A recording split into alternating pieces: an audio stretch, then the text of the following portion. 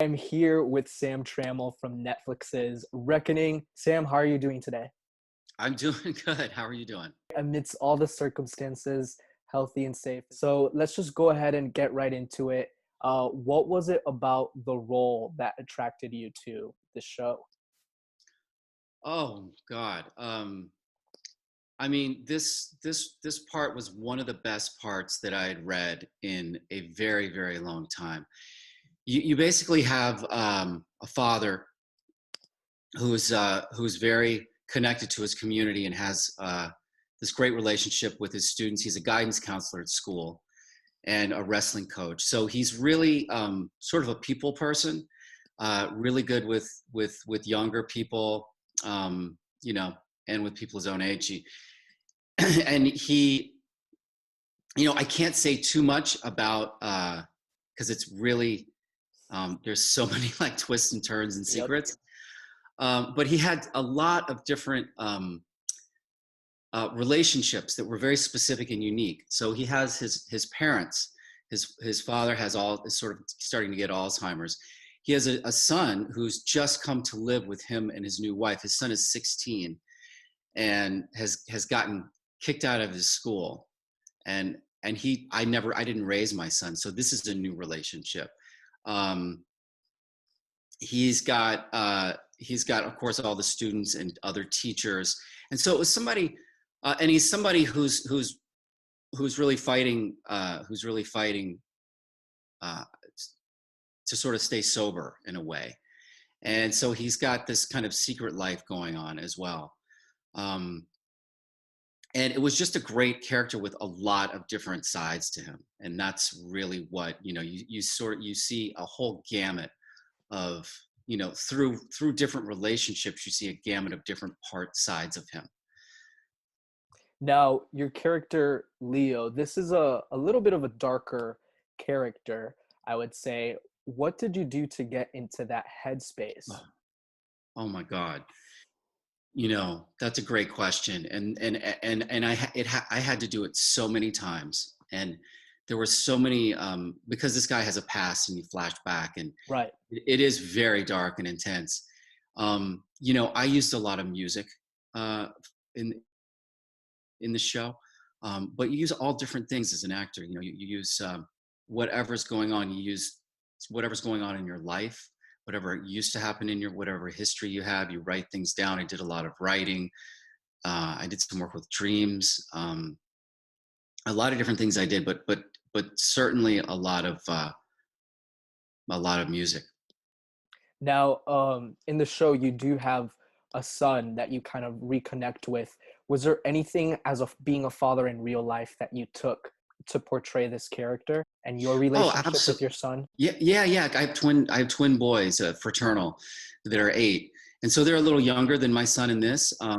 Brilliant actor Ed Oxenbould played the part, and absolutely, that all informs every. It informs you as a human being, being a father and being whatever you are in life. And so I have that, understanding of that kind of love and that kind of need to protect and need to keep safe and need to guide. There was a lot of needing to guide in this show. Um, my son in the show is potentially a little troubled as well, and so I have this need to guide him, and also expectations. You have expectations of your family members, and especially of your sons, and it's that thing of wanting to push them but not wanting to push them too hard, and figuring out where Leo Right. is in the character and understanding where I am, and that kind of thing. I can connect with it. Now, was there anything that you found challenging about, playing Leo and your experience with Reckoning? Oh my God, yeah. I mean, it required really so much. I mean, I was inspired to go to very intense places and really commit to it. It took a lot of commitment to do this part justice, in my opinion. So I just was so focused. We shot this in Australia, and I really just went into a hole of just doing this character. I didn't really have any friends there. I was in Manly Beach in Sydney, and living in this apartment, and I just did the work. I didn't have any distractions. It was kind of crazy. And so it yeah, it was so much work, but it was work that I really really wanted to do. Like, it was inspirational. The story is so fun and unique and surprising and just inspiring to me as a person and an actor. It was really just a very fulfilling thing to do as a. Definitely. Now, I know throughout the show, your character faces some inner demons. Without giving too much away, is there anything that you could tell us about the type of things Leo faces? Yeah, he really he really he sort of has an addiction, and he's really facing his past, and his past sort of is coming back to haunt him. And it's a really really unique thing that has happened to him that causes him uh to, these sort of urges that he has. And I've never seen anything like it in any story, in a novel or a TV show or a movie. And a lot of this show is a whodunit, but most of it's a why. And the great thing about this show is that you see both perspectives. There's a crime that's committed, and there's an issue, and you see the perspective of the sort of the criminal and the police. You see both perspectives, which you don't Right. usually get in stories. You usually get one or the other. And so, you know, that's kind of a cool thing. Yeah, and I feel like as viewer, we're watching this and we relate to the two main characters, the the criminal and the sheriff. We both relate to them, and we kind of almost you don't want to pick a side. Now, I feel like we are left hanging a little bit with season at the end of season one. There was a lot of closure, I have to say, because usually a lot of shows you don't get that much closure. So I feel like the last episode, it sums things up well, but then now we're just kind of like, okay, now what? So can you tell us a little bit about the status with season two potentially, or what's going on? Sure.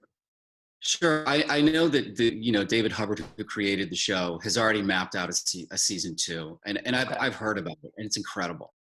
Um, and I think he may have even written an episode, maybe the first one, but it wasn't. It definitely is meant. I think really we were thinking, he was thinking maybe 3 seasons, that it's kind of a 3 season show, and it Okay. can it can end on the first season, but it's not. That's not the full realization of the Right. story. Right. And Yeah, I thought that I not thought that at was all. It's great. like it's kind of the beginning of the next stage of it. Yeah, and I did think that was great because in the first season you do get the answers that you're craving, but then you're also like, okay, we could also kind of see where the story can continue. Now, what would you like your character to face or experience if there were to be a second season? Well, I mean, I can't say specifically because it would sort of give away a lot, but what David has come up with is very inventive and not what you would expect at all, and totally insane and exciting. Um, so I would just want to do what David has already planned. Right. you know, it's really good, and it's not what you would expect. Now, I know, a little bit about outside of Reckoning. I know you have a show called Generation, which you are supposed to be starting up soon.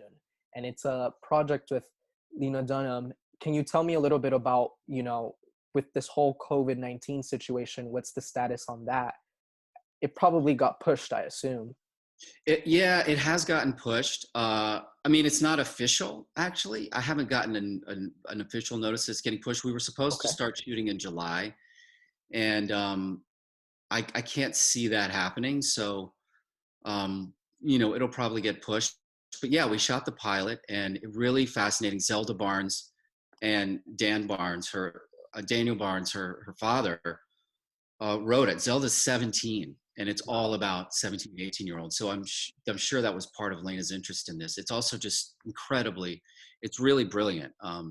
It's all about these, these high school kids, and the pilot, takes place in a day, and it's sort of from 3 different groups of kids' perspectives. Um, and Ben Barnes is producing, Daniel's husband, and it's a really current. It's another reason Lane is probably into it. Is it's very very current and now, and really written by a 17-year-old, about 17-year-olds, 18-year-olds. So very cool. Got it. Now, what is one thing you would like viewers to take away from Reckoning? Oh boy, you know, I think it's about seeing the beauty in everyone, no matter what they've done, like not to be too judgmental, and understand that most people are trying to um, do the best they can in life, and protect the ones they love.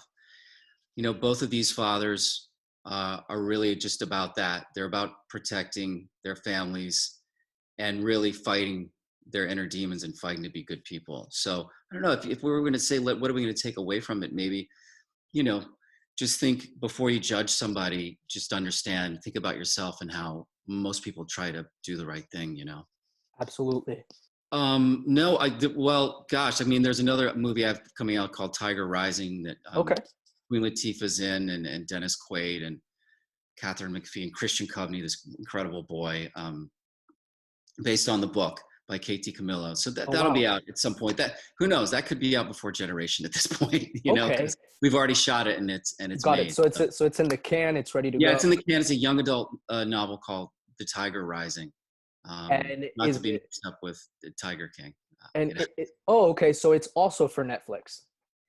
No, no, no. It's not. It's It's not. a feature Okay. film. It's a feature film. It's a feature. Okay. And would it be for streaming or on demand or? I don't know. It'll probably get a theatrical release, I would imagine, Okay. and then streaming. But I don't know. I'm not sure what the distribution's going to be yet.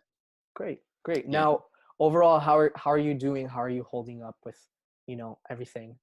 Oh, thanks for asking. I'm doing pretty well. I've been lucky to be kind of busy from because I promoted Homeland, and now have this to promote Reckoning. So I've had a couple things come out, which is nice because it's kept me Yeah.